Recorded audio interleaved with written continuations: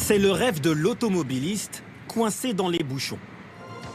Commander à l'aide d'un smartphone un avion ou un hélicoptère et s'échapper par les airs, ces images de science-fiction sont en passe de devenir réalité.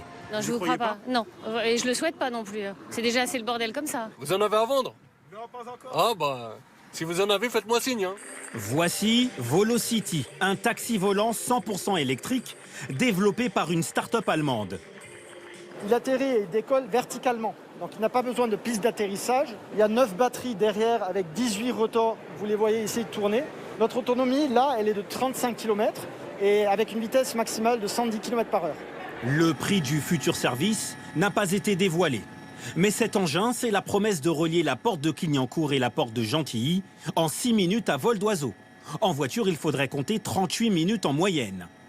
Des atouts qui ont convaincu la présidente de la région Île-de-France. C'est très confortable, c'est très impressionnant. Oula, c'est de la science-fiction. Dans le 5e élément, en fait, ils volent au-dessus des routes, au-dessus des autoroutes. Et pourquoi? Parce que c'est difficile de survoler des zones habitées. Donc il faut aussi qu'on définisse des chemins. Quand ce projet aboutira-t-il?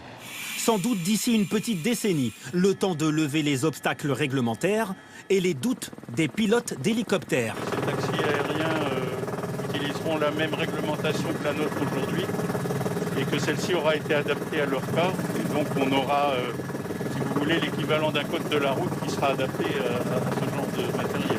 Dans le monde entier, plus de 170 projets de prototypes se livrent une lutte sans merci. À l'horizon 2030, le marché des taxis volants pourrait représenter 30 milliards d'euros.